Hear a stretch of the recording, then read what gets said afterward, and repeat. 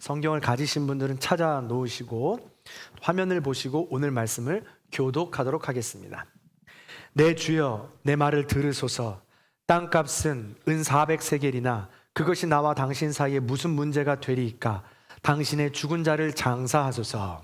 아브라함이 에브론의 말을 따라 에브론이 헷 족속이 듣는 데서 말한 대로 상인이 통용하는 은 400세겔을 달라 에브론에게 주었더니 마므레 앞 막벨라에 있는 에브론의 밭 곧 그 밭과 거기에 속한 굴과 그 밭과 그 주위에 둘린 모든 나무가 성문에 들어온 모든 헷 족속이 보는 데서 아브라함의 소유로 확정된지라.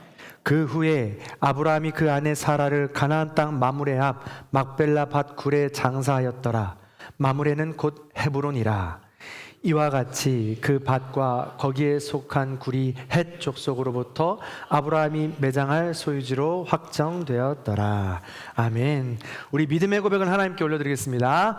하나님 좋습니다. 감사합니다. 사랑합니다. 하나님이 하시면 무엇인지 다 이루어집니다. 하나님 좋습니다. 감사합니다. 사랑합니다. 하나님이 하시면 무엇인지 다 이루어집니다. 하나님 좋습니다. 감사합니다. 사랑합니다. 하나님이 하시면 무엇인지 다 이루어집니다. 아멘. 하나님께 영광의 박수 올려드리겠습니다. 오늘은 추수감사주일입니다. 추수감사절의 의미는 한 해를 허락하신 하나님께서 시간과 공간과 자연을 주셨고 이것들을 통하여서 풍성한 열매, 삶의 열매를 맺게 해주심을 기억하면서 감사로 화답하는 절기입니다. 보통 주일에 이렇게 강해 설교를 우리가 하고 있는데 강해 설교를 하더라도 이런 절기가 되면 주제를 바꿔서 이 주제에 맞는 설교를 하곤 합니다. 그러다가도 강해 설교가 주제에 맞다 싶으면 그냥 강해 설교를 이어가기도 하죠. 그런데 오늘 본문이 조금 어렵습니다. 이 추수감사절과 맞을까 한다는 것이죠. 그래서 다른 본문을 찾아서 설교를 하려고 했습니다. 주 중에서 말까지 말이죠. 그런데 오늘 본문이 저에게도 우리 성도님들에게도 큰 선물이 되겠다라는 깨달음이 있었고 하나님의 인도하심이 있었습니다.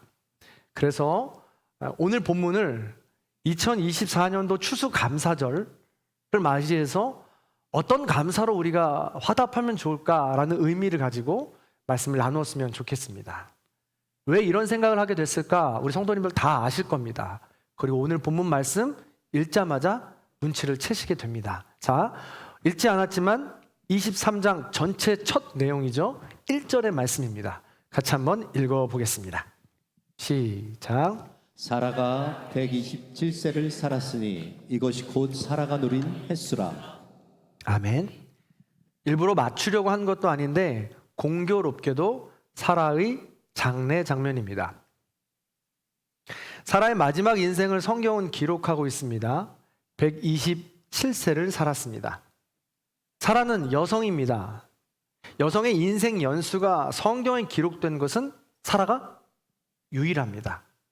그만큼 사라의 인생은 유의미하고 중요하다는 것을 이야기하고 있습니다. 사라의 장례를 그럼 누가 어떻게 치르고 있나요? 2절입니다. 2절의 말씀 같이 한번 읽어볼게요. 시작. 사라가 가나안 땅 헤브론 곧 가랴 아르바에서 죽음에 아브라함이 들어가서 사라를 위하여 슬퍼하며 애통하다가. 사라의 인생은 혼자가 아니었습니다. 아브라함과 함께한 인생이요 동일한 아픔과 기쁨의 흔적을 갖고 산 것입니다. 인생의 3분의 2를 함께한 아내가 죽었습니다. 그 마음이 어땠을까요? 그의 마음은 성경에 슬퍼하며 애통했다라고 기록하고 있습니다. 애통하다라는 단어는 히브리어부터 헬라어까지 5장 6부가 찢어질 듯한 아픔이란 뜻입니다. 이 애통하다라는 단어 하나라도 그 아픔의 깊이를 가늠할 수 없을진데 슬퍼하며 애통한다라면서 단어를 연거푸 쓰며 이 슬픔을 깊다라고 지금 표현하고 있는 것입니다. 도저히 표현되지 않는 아픔인 것입니다. 인생의 전부를 함께 했던 일을 보낼 때 가장 먼저 시작되는 것은 이런 아픈 마음입니다. 반쪽을 넘어 한 몸이지요. 한순간 사라진다면 얼마나 마음이 공허할까요? 그 슬픔을 이루 말할 수 없는 것입니다. 아무리 평소에 미워하던 배우자라 할지라도 말입니다. 그래서 남아있는 유족의 마음이 힘든 것입니다. 그래서 죽음은 피할 수 없는 것이요 언제일지 모른다고 생각하노라면 우리는 사랑한다라는 표현과 마음을 지금도 아끼지 말아야 할 것입니다. 장례라는 것이 그렇습니다. 죽은 사람은 인생에 흔적을 남기고 남은 사람은 그 남겨진 인생의 흔적을 해석하고 그 남은 인생을 선택하는 것입니다. 이게 바로 장례의 의미입니다. 사라는 127년의 인생의 흔적을 남기고 떠났습니다. 이제 아브라함은 그 인생을 해석하고 선택해야 합니다. 사라는 127년의 인생 흔적을 남겼지만 이제는 하나님 품에 안겨서 하나님의 위로를 받고 있는 것이죠. 그 세계는 그 누구도 알 수 없습니다.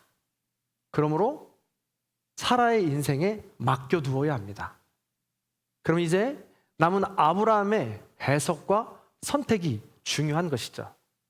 그런 의미에서 죽은 고인 사라의 인생을 사라 입장에서라기보다 남아있는 아브라함의 입장에서 127년의 인생 연수를 돌아보아야 되는 것입니다. 사라의 인생이 어땠습니까? 아브라함의 눈으로 그 127년의 횟수를 되돌아보는 것입니다. 첫 등장은 이렇습니다. 창세기 11장, 아브라함이 부르심 받기 이전에 만난 것이죠. 11장 2절에 나와 있습니다. 한번 우리 함께 살펴보도록 하겠습니다. 29절, 30절 말씀입니다. 함께 읽어보겠습니다. 시작. 아브라함이 장가들었으니 아내의 이름은 사레며 사레는 임신하지 못하므로 자식이 없었더라. 그렇습니다. 이렇게 자식이 없는 모습으로 사레는 등장하고 있는 것이죠. 그 모습을 가지고 우리는 지금 사라의 인생의 시작을 보게 되는 것입니다. 그런데 아브라함의 마음이 어땠을까를 좀 더 추정해 보자면 이렇습니다. 사실 아브라함과 사라는 노년에 별거했을 것이라고 추정합니다. 창세기 22장 19절을 보면 아브라함이 이삭을 번제로 바치려 했던 사건 직후에 그가 머무르는 곳은 부엘세바입니다. 그런데 23장 사라가 눈을 감은 곳은 헤브론입니다. 그래서 두 곳의 거리는 40km 정도가 조금 못되게 걸은 차이가 납니다. 이게 바로 그 증거입니다. 만약 아브라함과 사라가 그 시험으로 별거 중이었다면 당시 아브라함의 나이가 117세, 사라의 나이가 107세였습니다. 오늘 본문에서 사라가 별세한 나이가 127세라고 한다면 그들이 별거했던 기간은 20년에 다다릅니다. 그런데 아브라함이 사라를 사랑하지 않아서 별거를 한 것이 아닙니다. 사라가 아브라함을 사랑하지 않아서 별거를 한 것도 아닐 것입니다. 부부의 관계가 바로 이런 것입니다. 신묘막측하죠. 부부 관계가 늘 좋을까요? 사라 생전에 부부싸움 안 하는 가족이 어디 있습니까?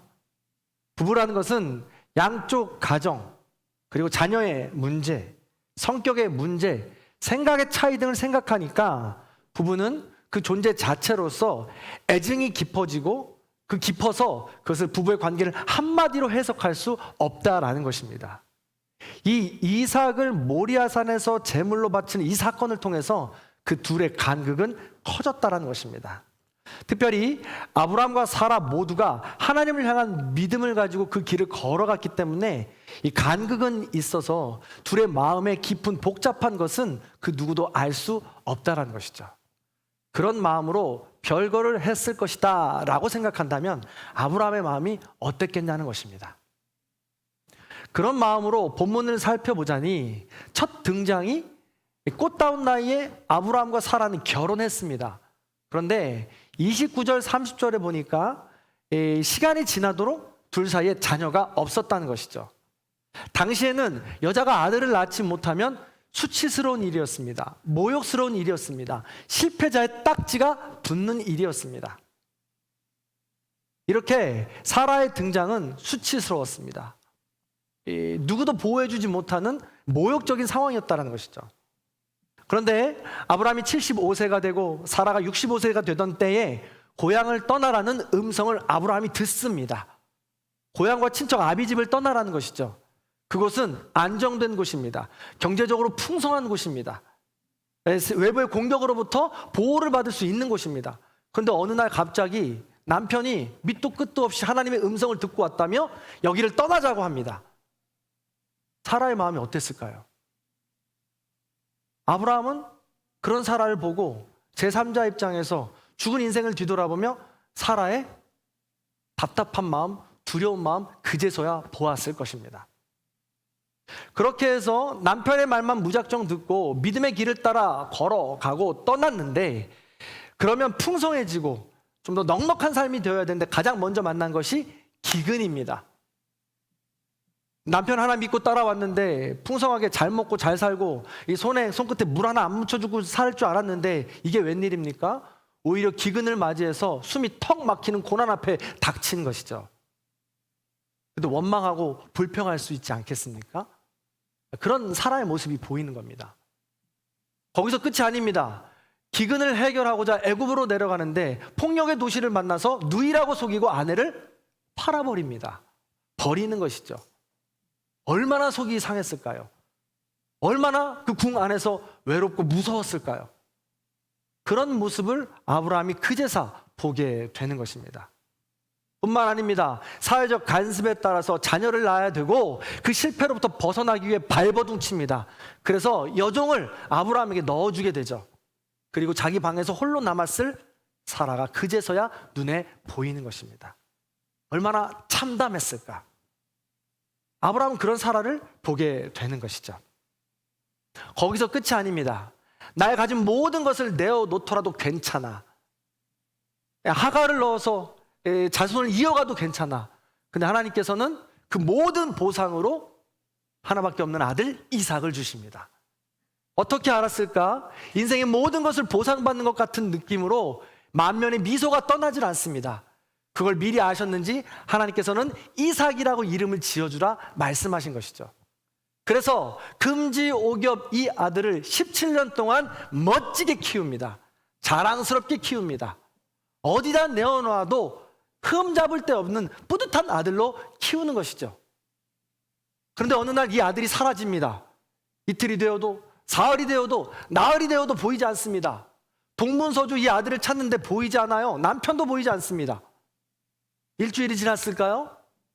아브라함과 아들이 집으로 돌아옵니다.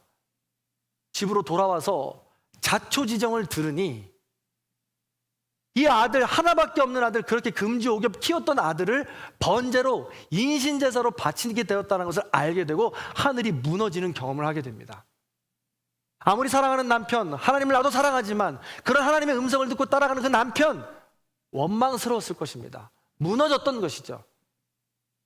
그것까지도 엄마들 그렇잖아요. 어머니의 마음들이 그런 거 아니겠습니까? 차라리 내가 고통을 당할지언정, 내가 애굽에 들어갈지언정, 내가 하가를 넣어줄지언정, 그런 모든 고통 내가 당할지언정 감히 내 아들을 건드려? 아들만큼은 아니지 않나? 이런 마음이 어머니의 마음 아니겠습니까? 부부의 관계는 부부 하나로 끝나는 것이 아니라 자녀가 생기고 이후로부터 그 부부의 관계는 가족으로서 그 모든 감정들이 복합적으로 일어나게 되는 것입니다. 그 마음 따라서 사라는 하늘이 무너지는 경험을 하게 된 것이죠. 아브라함 그 모습을 보면서 127년의 인생을 보면서 아브라함 그 모든 모습을 이제 한켠 떨어져서 지금 바라보고 있는 것입니다. 사라를 향한 존중, 배려의 마음은 없었던 것이죠. 아내의 마음이 얼마나 놀랐을까, 얼마나 우라가 치밀었을까 라는 마음이 그제서 보이기 시작했다는 것입니다. 아마도 그때부터 사라는 아브라함과 별거를 시작한 것 같습니다. 그 주석가의 주장들이 이 대목에서 조금 이해가 가는 부분들인 것이죠. 그리고 노년이 되어서 죽게 된 것입니다. 이렇게 고인인 사라의 삶은 파란만장했습니다. 인생 말년에 아브라함과 어려운 마음이 있었지만 사라의 삶은 그럼에도 불구하고 하나님이 선택하신 인생이었습니다. 사라, 열방의 어머니라는 이름을 주고 그 이름을 통하여 구원의 백성들을 이어간 축복의 통로로 사용하신 것입니다. 그렇기 때문에 이 인생 자체를 보았을 때 우리는 그 구원의 역사를 이루어간 사라의 인생 자체가 하나님께서 기뻐하시는 인생이었다라는 것이죠. 곱디고운 여인이 아브라함에게 시집을 와서 무려 100년을 둘이 함께 살았습니다. 아브라함과 함께 하나님을 더 깊이 알아가는 아름다운 인생이었던 것이죠. 오직 17년만이 행복한 시간이었을지 모릅니다. 그러나 여러분, 그것이 인생입니다. 그것이 일생입니다. 우리가 살고 있는 삶의 자리를 돌아보시기 바랍니다. 사라의 인생과 다를 바가 없습니다. 하루하루 좌충우돌 희로애락 인생의 높고 낮은 모든 롤러코스터로 채워놓은 것이 우리의 인생입니다. 마치 사라의 일생처럼 말이죠. 그렇게 채워가는 것이 인생이요 일생입니다. 사라는 그런 인생을 살아갔고 지금은 하나님의 곁에서 위로를 받고 있는 것입니다. 사라를 보내고 있는 아브라함의 아프고 슬픈 마음은 그렇게 미안하고 아쉽고 안타깝고 후회되고 여러 가지 복합적인 감정인 것입니다. 이 장례를 통해서 이런 모든 미안한 마음들을 고인에게 내어주는 것입니다. 그러면 그 고인은 하나님 나라에서 하나님께 위로를 받고 그 놀라운 더 큰 사랑의 위로로 이 세상의 모든 것들은 내려놓을 수 있게 되는 것입니다. 이 세상의 모든 것들의 미련이 없어지게 되는 것이죠. 장례식장에 가게 되면 장례식장에 그 고인을 보내게 될 때 미안함을 토로하고 안타까움을 토로하고 후회됨을 다 토로합니다. 그래서 다 토로하고 나면 고인은 다 듣고 그걸 가지고 가는 거예요. 그럼에도 불구하고 남겨진 인생들은 더 미안하고 그 후회스럽고 한탄스러운 마음에 갇혀서 살아가는 경우가 많이 있습니다. 그러나 그 모든 것들은 고인이 가지고 가는 것이고 하나님 나라에서 더 큰 위로로 그 모든 것들은 상쇄된다는 것이죠. 너무 이기적이고 욕심 가득한 모습을 보이십니까? 그게 하나님 나라 원리라는 거죠. 그렇다면 남아있는 유족이 남아있는 아브라함이 어떻게 해야 되느냐라는 것입니다. 슬퍼하고 애통함에 머물러 있어야 되느냐라는 것이죠. 아브라함은 이후의 일정을 우리에게 가르쳐주고 보여주고 있습니다. 자, 오늘 말씀 4절입니다. 자, 4절 말씀 같이 한번 읽어봅니다. 4절 읽습니다. 시작. 나는 당신들 중에 나그네요 거류하는 자이니 당신들 중에서 내가 매장할 소유지를 주어 내가 나의 죽은 자를 내 앞에 내어다가 장사하게 하시오. 아멘. 장례를 치르며 장지가 필요합니다. 그런데 재미있는 것은 이 장지를 선택하는 과정입니다. 왜 이렇게 온 마음과 정성을 다해서 이 장지를 선택할까요? 제가 계속 설명을 드리겠지만 아브라함의 평소 모습과 다른 모습이 이 장지를 구매하는 과정에서 이루어지기 때문에 그렇습니다. 왜 이럴까라고 생각해 보면 이렇습니다. 하나님께서는 아브라함에게 약속하셨습니다. 내가 너의 자녀들을 하늘의 별과 같이 바다의 모래같이 많게 해주겠다라고 약속하셨습니다. 아브라함은 이 약속을 굳게 믿은 것이죠. 머리로 믿은 게 아니에요. 실제로 믿어냈던 것입니다. 그래서 행동으로 드러났던 것입니다. 이 장지를 결정하는 과정에서 모든 선택의 기준은 하나님의 언약이었습니다. 하나님의 말씀이었습니다. 하나님의 약속이었던 것이죠. 헷 족속은요, 하나님께서 약속하신 가나안 땅입니다. 그 가나안 땅에 들어갔는데 막상 보니까 그 가나안 땅이 우리 땅이 아니고 헷 족속의 땅입니다.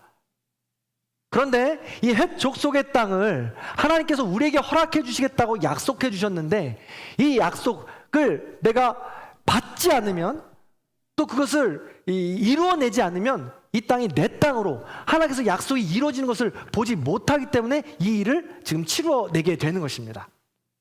원래 이래요. 지금 아브라함이 당시에 인정받는 사람이기는 했으나 아브라함이 당시에는 굉장히 인정받는 사람이었습니다. 해쪽 속 사람들로부터도 말이죠. 근데 잘 생각해 보면 아브라함은 재물에 욕심 있던 사람이 아닙니다. 땅에 대해서도 욕심 있던 사람이 아니에요. 롯과 이 나눌 때에도 롯, 네가 좌를 선택하면 내가 우를 선택할게. 네가 우를 선택하면 내가 좌를 선택할게. 가축과 이 모든 것들이 많아졌으니까 더 가져가. 나누어.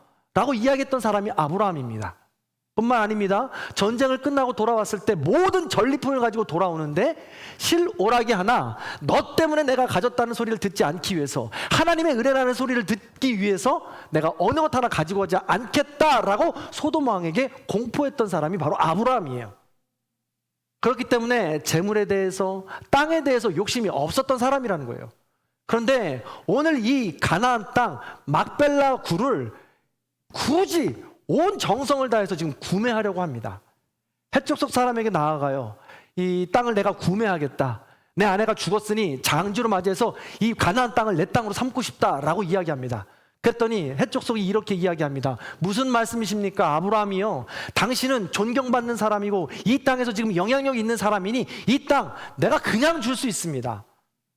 당신과 나 사이가 그렇게 가까운 사이인데, 내가 그렇게 존경하는데 이 땅 정도 내가 못 주겠습니까? 이 땅 내가 그냥 줄 터이니 슬픔 당한 그 장례를 치르십시오 라고 이야기합니다. 그런데 아브라함이 거기서 멈추지 않고 또 이야기합니다. 정확하고 정직하게 내가 은 400세겔 치러서 내겠다라는 것입니다. 오늘 본문 16절에 나와 있습니다. 자, 16절의 말씀 같이 한번 읽어보겠습니다. 16절 있습니다. 시작. 아브라함이 에브론의 말을 따라 에브론이 헷 족속이 듣는 데서 말한 대로 상인이 통용하는 은 400세겔을 달아 에브론에게 주었더니. 아멘. 은 400세겔을 에브론에게 달아줍니다. 끝까지 무료로 해주겠다는 헷 족속이나 에브론이 상당히 민망했을 것 같아요. 그런데 아브라함은 진심이에요. 지금 그 자리에서 은 400세겔을 달고 그 자리에서 값을 치릅니다. 이 땅이 하나님께 주신 땅이라는 것을 알기 때문에 하나님의 자녀로서 나를 통하여 이 땅이 내 땅이 되는 것을 보아야 되었던 것입니다. 그래야 하나님의 언약이 이루어지는 것이니까요. 은 400세겔이면요, 400세겔이면 이 시대에 지금 돈으로 따지자면 은 1200돈을 이야기합니다. 그래서 제가 한번 계산을 해봤어요. 지금 시세로 은이 약 6,300원 정도 합니다. 그 1200돈이면 지금 400세겔을 우리나라 시세로 따지자면 756만 원. 일시백 천만 10만 6만 원. 그렇죠. 756만 원 정도가 되는 것이죠. 그런데 당시에는 금보다 은이 더 가치가 있었어요. 그렇기 때문에 은의 가치를 따진 거거든요. 근데 지금 우리 시대는 어떻습니까? 은보다 금이 귀하잖아요. 그래서 금의 시세를 따져보니까 이렇습니다. 지금 한 돈 계산해 보니까 45만 원 정도 한다고 해요. 그러면 1200돈이면 400세겔이면 5억 4천만 원 정도 하는 것입니다. 5억 4천만이라는 돈을 지금 현장에서 계량하고 그 현장에서 지금 에브라에게 넘겨준 것입니다. 그만큼 지금 아브라함은 대가를 치르고 하나님의 언약을 믿음으로 고백하며 행동으로 나아간 것입니다. 도대체 아브라함은 왜 이렇게 굳이 매장할 소유지를 구입하랬던 것일까? 거저 준다고 했는데 왜 굳이 소유하라고 했던 것일까요? 그 이유는 바로 다시 한번 말씀을 드리지만 하나님의 약속을 믿었기 때문입니다. 언약을 믿었기 때문에 그렇습니다. 하나님은 젖과 꿀이 흐르는 가나안 땅을 주신다고 했습니다. 그렇게 하나님이 약속하셨는데 무료로 그 땅을 대여받는다면 하나님이 주신 땅이 아니라 헷족속이 주신 땅이 되기 때문에 그렇습니다. 그렇기 때문에 내가 어떠한 대가를 치르고서라도 그 땅을 갖겠다라는 것이죠. 하나님의 땅으로 인치겠다라는 것이죠.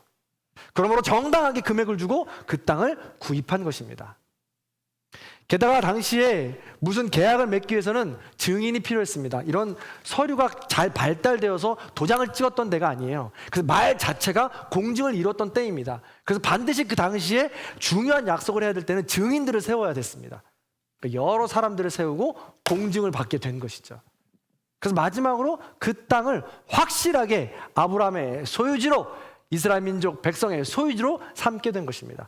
그래서 20절에 정확하게 기록하고 있는 것이죠. 20절 말씀 같이 읽어봅니다. 20절 시작. 이와 같이 그 밭과 거기에 속한 꿀이 헷 족속으로부터 아브라함이 매장할 소유지로 확정되었더라. 아멘. 그렇습니다. 이런 모든 과정을 통해서 아브라함의 매장할 소유지로 드디어 확정된 것입니다. 아브라함이 소유한 이 막벨라 동굴은 여러 증인 앞에서 소유권 등기를 이제 마치게 된 것이죠. 이 굴에는 사라가 장사되었습니다. 후에 그의 남편 아브라함이 장사됩니다. 후에 그의 아들 이삭 그리고 며느리 리브가가 장사됩니다.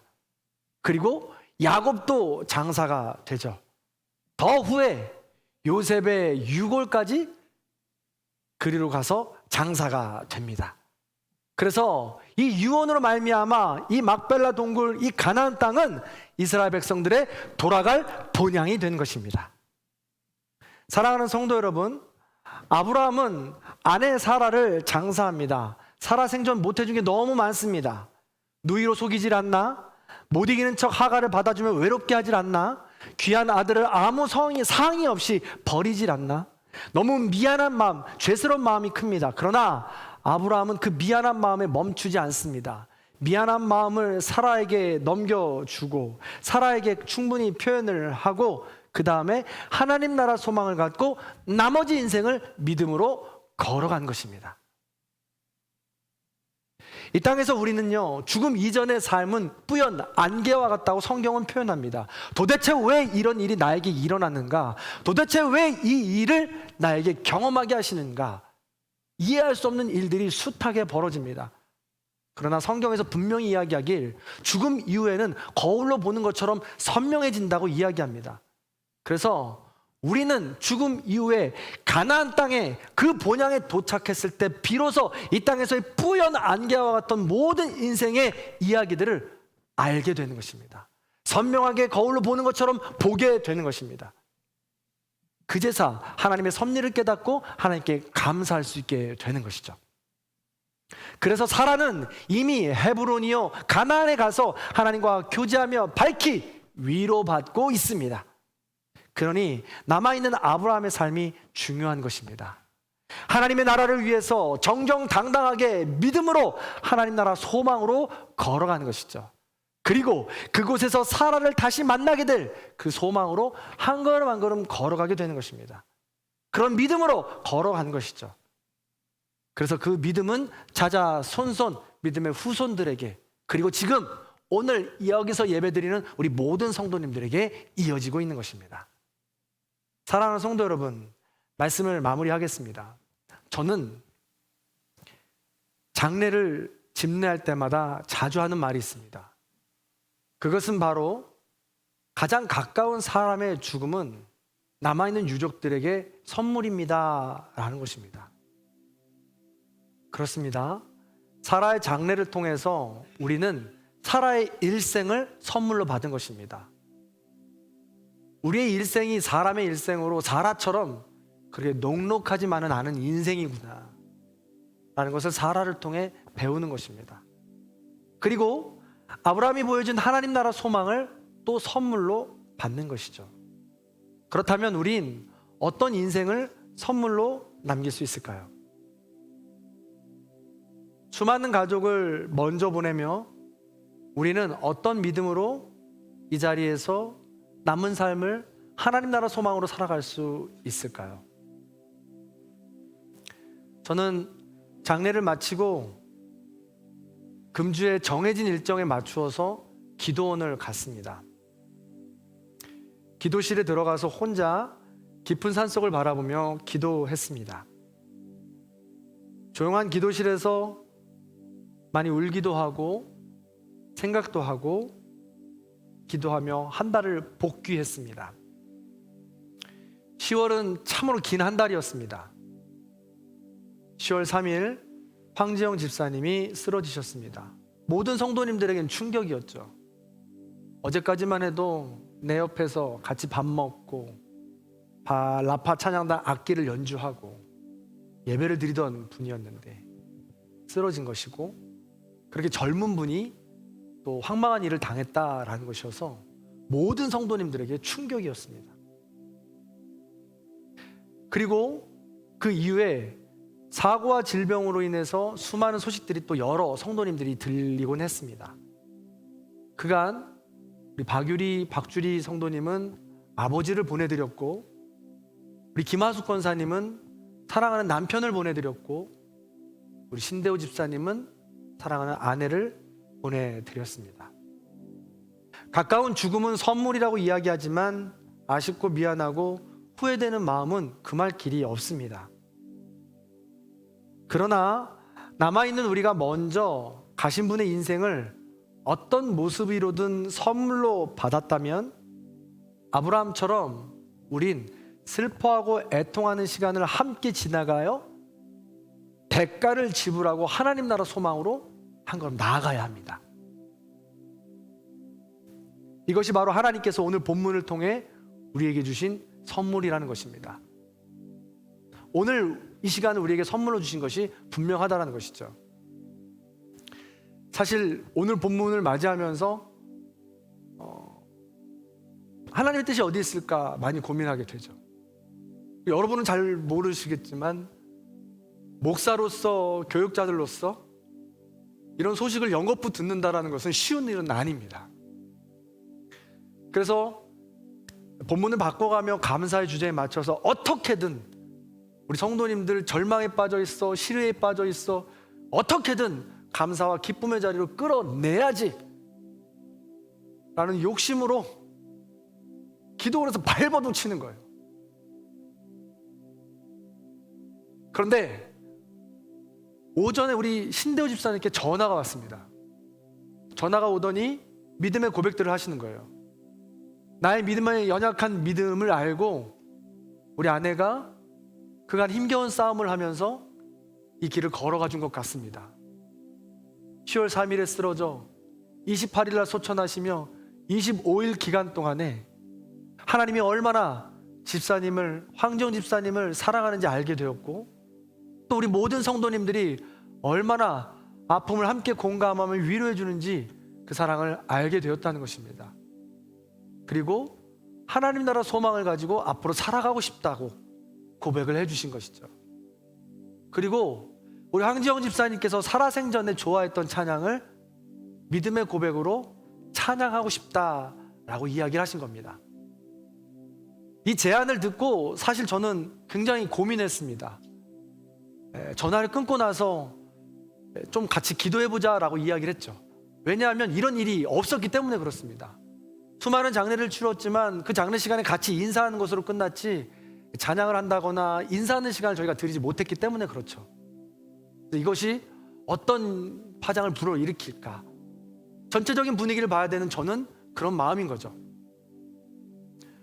그래서 오전 내내 그 전화를 받고 오후까지 늦게 고심하며 마음 아파하며 기도합니다.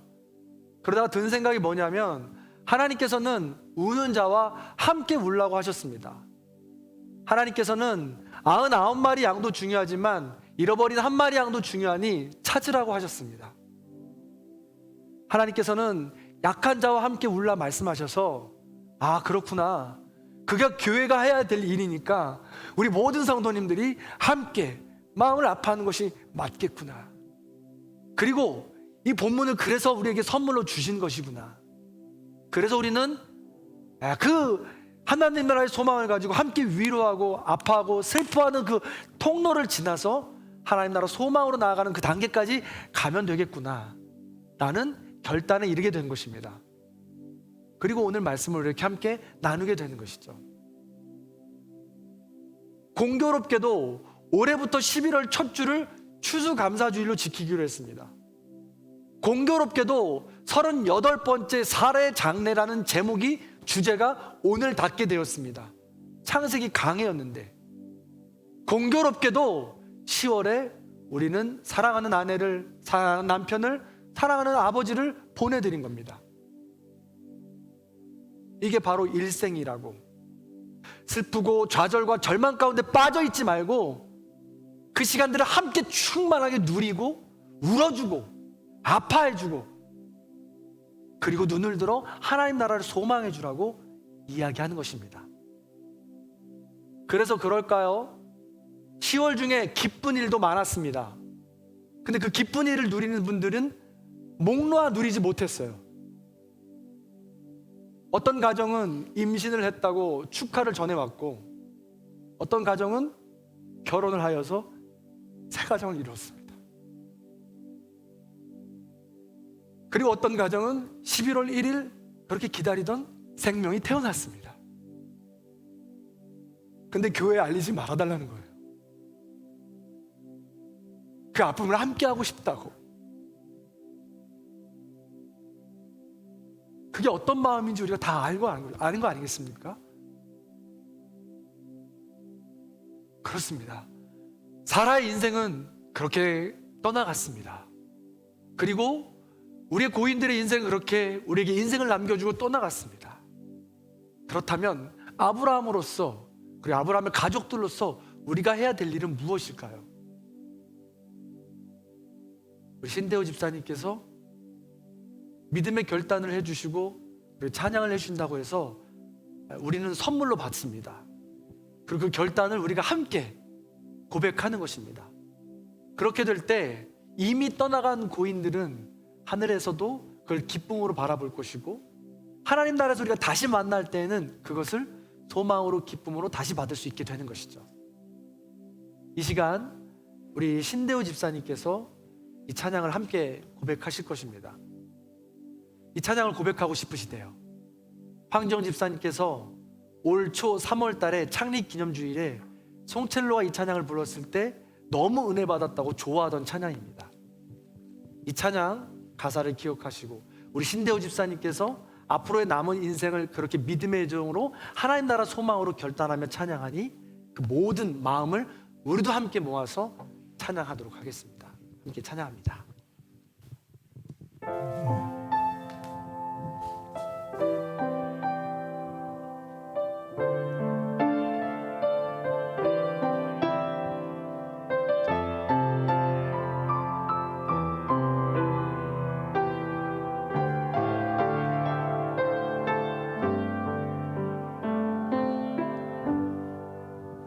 내 평생 살아온 길 뒤돌아보니 짧은 내 인생길 오직 주의 은혜라.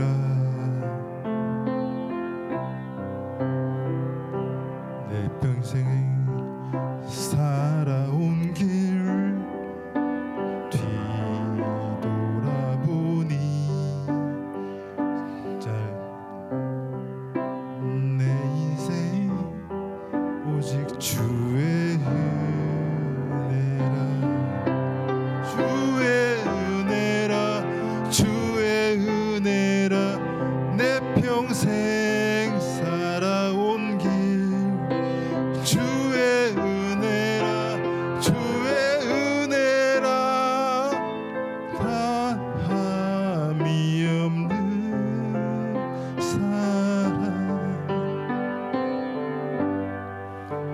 달려갈 길 모두 마친 후 주 얼굴 볼 때 나는 공로 전혀 없도다 오직 주의 은혜라.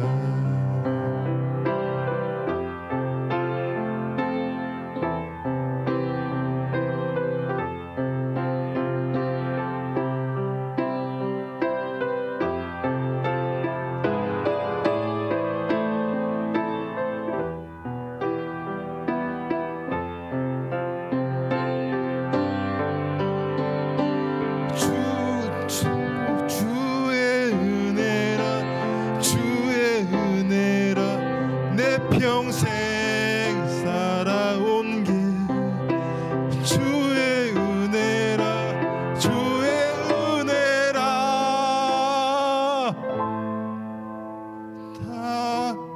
다함이 없는 사랑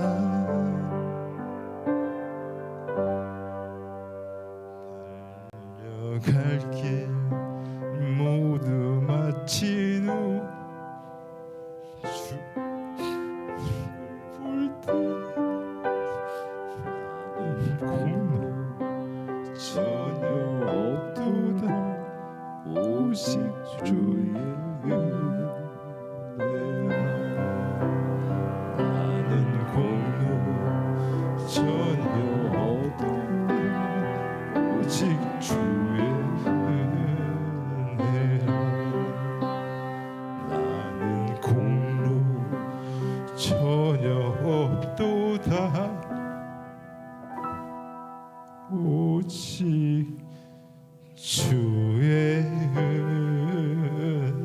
은혜라.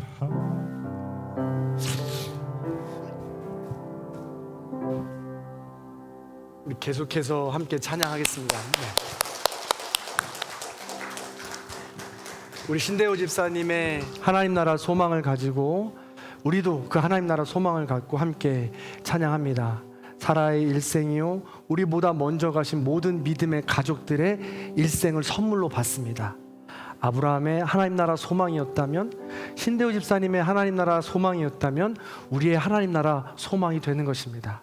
그 소망을 우리 찬양을 통해서 함께 고백하겠습니다.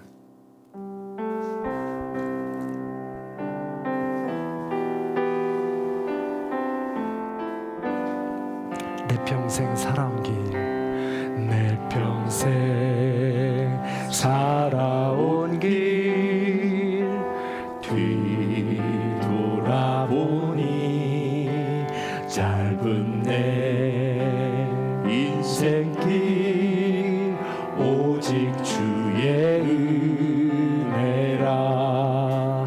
내 평생 살아온 길 뒤돌아보니 짧은 내 인생길 오직 주의 은혜라. 주의 은혜라 주의 은혜라. 내 평생 살아온 길 주의 은혜라 주의 은혜라. 담이 없는 사랑 달려갈 길 모두 마친 후 주 얼굴 볼 때 나는 공로 전혀 없도다. 오직 주의 은혜라. 내 평생 살아온 길 뒤돌아보니 짧은 내 인생길 오직 주의 은혜라. 주의 은혜라 주의 은혜라. 내 평생 살아온 길 주의 은혜라 주의 은혜라. 담이 없는 사랑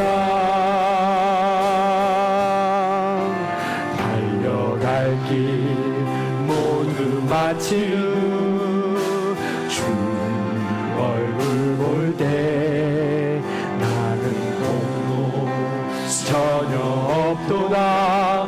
오직 주의 은혜라. 지금까지 지내온 것 주의 크신 은혜라.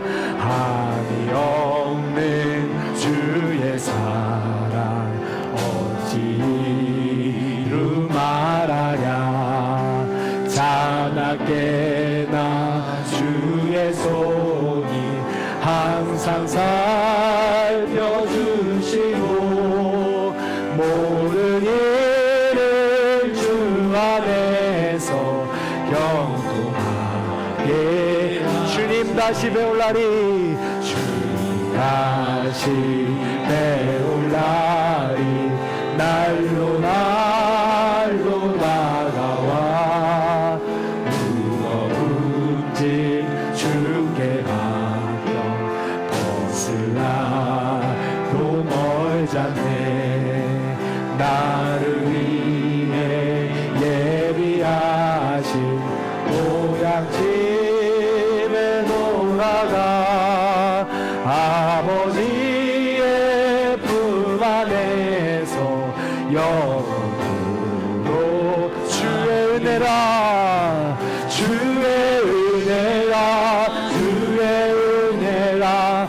내 평생 살아온 길 주의 은혜라 주의 은혜라 담이 없는 주의 은혜라 주의 은혜라 주의 은혜라 내 평생 살아온 길 주의 은혜라 주의 은혜라 한이 없는 사랑 달려갈 길 모두 마친 후 주 얼굴 볼 때 나는 공로 전혀 없도다 오직 주의 은혜라. 이 시간 다 함께 조용히 기도하는 시간을 갖겠습니다. 사라의 127년의 인생은 우리 모든 인간들에게 선물입니다.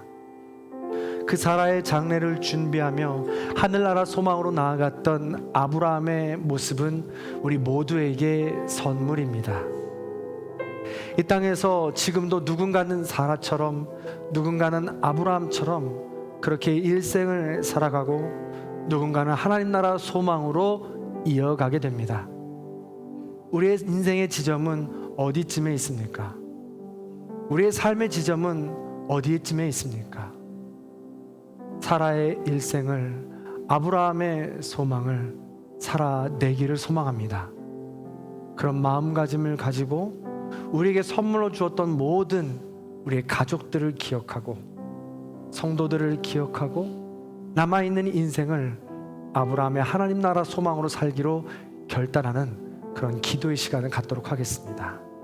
이 시간 잠시 조용히 나와 우리의 가족들, 우리 모든 성도님들 그리고 지금 슬픔 당한 가정들을 기억하며 조용히 잠시 기도하겠습니다.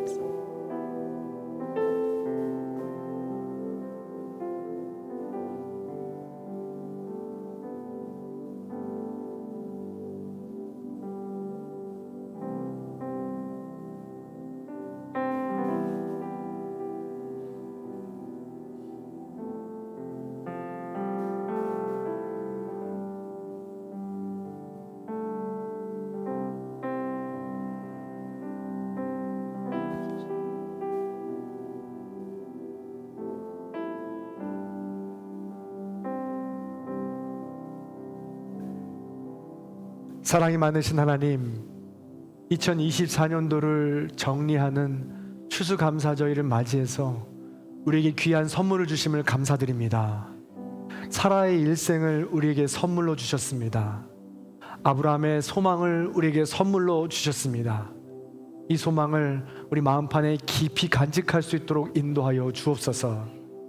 누군가 사라의 일생을 살아내면서 또한 우리에게 선물로 주고 갔습니다.